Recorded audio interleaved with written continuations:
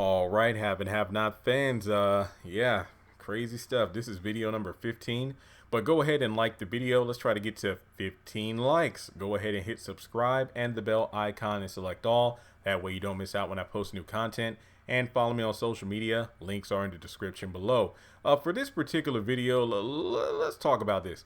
Do you think that the Malones have hijacked the show? I think I mentioned this in another video, but it feels like Mama Rose and her crew rolled up to Tyler Perry's writer's room.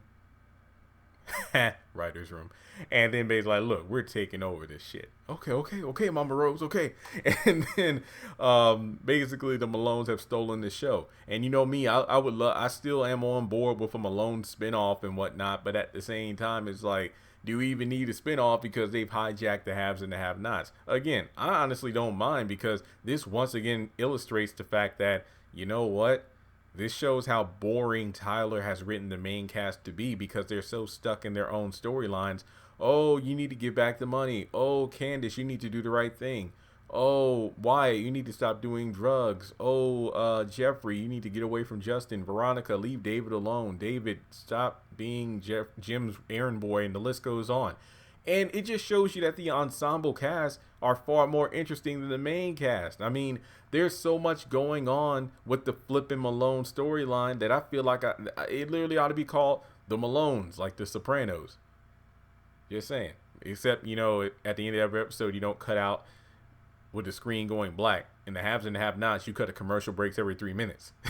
So you kind of balance each other out. But to be honest, literally, I mean, honestly, Sandy Malone, I'm not going to say he's my favorite. I just love what they're doing with his character right now because they're showing, oh, he's not as big and bad as he thinks he is. Oh, he didn't know that this was what his family was into. He just probably was used to seeing his other Malone family members using their power, flaunting it to get what they want, but he doesn't recognize the other side of the coin. That you can't, as Mitch pointed out, you can't have one without the other. You can't go around flaunting the Malone name to get what you want, but then not expect for there to be situations where you have to get your hands dirty. So I do feel like the Malones have indeed stolen the show. The scenes between Mama Rose and Catherine, top notch. I love them. They remind me of the old school Veronica and Catherine Cryer scenes from back in the day where they would just try to one-up each other in a battle of wits and one-liners. Same thing with Jennifer Salison. I love when Catherine was first arrested and Jennifer Salison and her would have scenes together.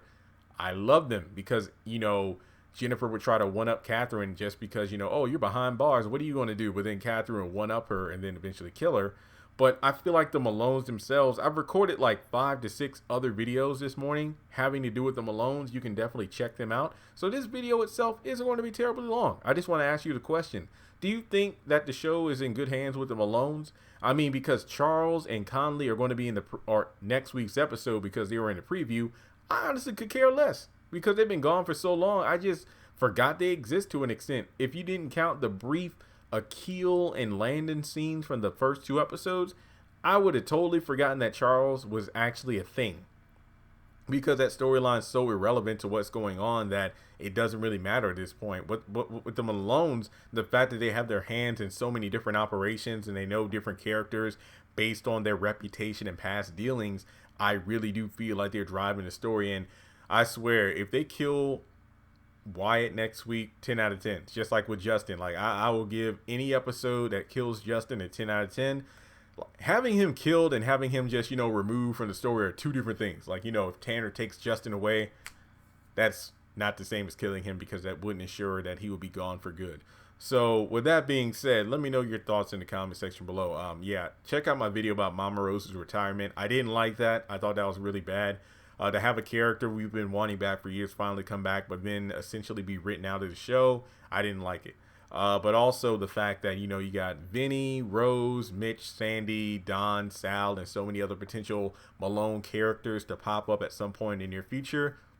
Let the Malones carry on. But then again, when you put this much focus on these characters, they might be killed off, arrested, or written off of the show. But I don't know. We'll have to wait and see. But again, I just hope that if fans really give up the hype for the Malone family, that could potentially give it more credence to have a spinoff in the near future, which I am here for. So thanks again for tuning in. And if you would like to donate to the channel, I would suggest doing so on PayPal or Cash App because, well, you don't want the Malones knocking on your door for that money, do you? Do you?